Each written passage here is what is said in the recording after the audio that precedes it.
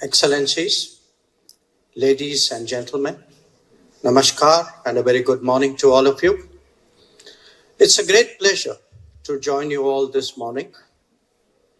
This forum is discussing a fragmented world as a problem and reinventing cooperation as a solution. I agree with both the diagnosis and the treatment. Having said that, let us recognize two facts. One, that fragmentation is here to stay. And two, that perhaps it is not altogether bad, in some ways even good. After all, it means less dominance, more space, and greater democratization. Flowing from that, we should ask ourselves three questions about its downside. Is it against efficiency? Is it against stability? Is it against security? To the extent that it may be, those issues can only be addressed through deeper cooperation. Friends, when we look at it objectively, the world was always part globalized and part fragmented. The real change has been the factors that drive fragmentation, the intensity of their implications, and the manner in which the world is coming to terms with it. In the past, the forces that united us and divided us were relatively more straightforward. As a result, the lines that were drawn were clear-cut and neat. Some were conscious strategic choices. Others were assumptions and norms. Now that is no longer the case. The nature of fragmentation is itself very much more complex now, and that will surely shape our search for solutions. So let us analyze the centripetal and centrifugal forces that are at play in the world currently. What characterizes our current existence, above all, is the degree of economic integration and interdependence.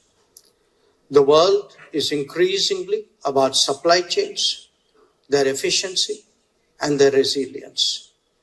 This is not just about goods, it is equally about resources. Key to its working is the viability of logistics. Making connectivity a smooth experience has therefore emerged as a priority. No place is too far away for business anymore. Technology has been equally indispensable in this process. As it gets more massively deployed beyond national boundaries, its integrating impact is clearly visible. This, of course, has its own downside, but that is the subject for another conversation. The advent of AI, artificial intelligence, will only accelerate these trends, since the capture of data and the deployment of models is inherently transnational. An accompanying facet to this, of course, is the mobility of talents and skills that has gained further salience as travel itself has become much easier. Now, paradoxically, the challenges we confront have only further strengthened the centripetal side. Whether it is pandemics like COVID-19, acts of terrorism, or the impact of extreme climate events, these cannot be contained within political jurisdictions. International cooperation is therefore a must. Because our primary identity and, in fact, our decision-making instincts are fundamentally national, it does not, unfortunately, happen automatically. Cultivating an openness towards the world is therefore essential. In India, we know that traditionally, as Vasudhaiva Kutumbakam, the world is a family. Much of the current turbulence that we see around us today is when forces in societies challenge that very belief. So let us turn first to the centrifugal side. What are the divisive forces at work? They start with the leveraging of financial strength, of production capabilities, of market shares, and of control over resources. The natural play of commerce is increasingly influenced by calculations of strategy. Now, this spills over into the domain of connectivity as well, whether we think of it as choke points, whether we are talking about specific projects. And these traits are further accentuated by the growing sharpness of technology rivalry. This has long existed in the military and dual-use categories, but now has steadily spread across the board. The greater intensity of competition is now shaping the behavior of many states. Politics is also at work against globalization. When international regimes are perceived to be gamed, their acceptance starts to shrink. Some entrenched powers also find it hard to come to terms with the loss of competitiveness. International economy then becomes a zero-sum game. We have seen this unfold over the last decade with a promise of much more to come. Challenges confronting the world may be manifestly global, but the responses are definitely much more national. The COVID pandemic itself was a prime example.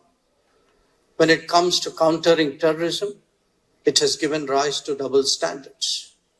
As for climate change, there are empty promises, with some even in denial. But most of all, it is the natural evolution of the international economy that is being blocked by non-market forces. The right to industrialize, indeed the capacity and the opportunity to do so, this is being denied to many developing states by the manipulation of competitiveness and by restrictions of market access. This is but another facet of exercising dominance and retaining control. So, ladies and gentlemen, let me sum up the state of the world. Political changes after 1945 and the economic changes due to globalization have led to a real rebalancing. It initially had economic expressions, but with the passage of time, political and cultural ones as well. In due course, counter forces have come into play, leading to new realities and fresh debates.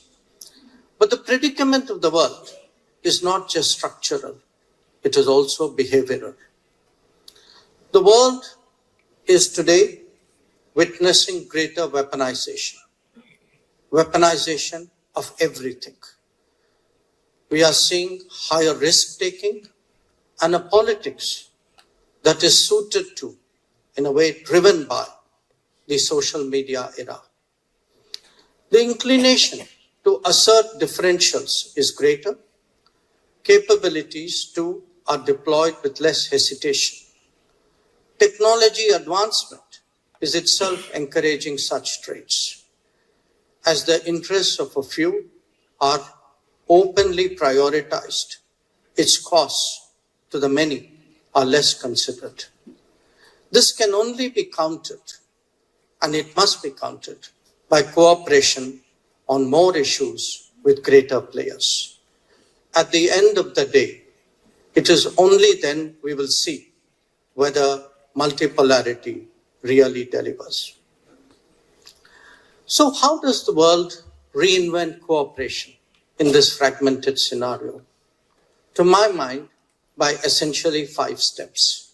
1, by de-risking the international economy and diversifying production and supply chains. Resilience and redundancy are key. This will limit hostage taking in the economic domain. 2, forging new understandings and closer cooperation, closer relationships among influential nations. This will help stabilize the global order and address issues and problems through agenda-specific cooperation. 3, enhance awareness of the costs of narrow thinking and of confrontation. International law and regimes, and a good example of that is UNCLOS, must be collectively protected and promoted. 4, encourage the power of aspirations. The global South should be enabled with greater capacity and greater opportunities. This would also create new factors of global growth. And 5, provide global goods through common and shared endeavors. We cannot rely on a few to uphold rules and norms. The world must take more control over its own future. This, amongst others, must be expressed through reformed multilateralism. And these 5 factors, ladies and gentlemen, make a powerful case why India and the Republic of Korea must cooperate more closely. We have complementarities. We have many complementarities in many fields, from ships to chips, and also health, infrastructure, or defense, which are just waiting to be exploited. The value of our economic and technology partnership, that of political and strategic cooperation, and particularly of closer people-to-people ties.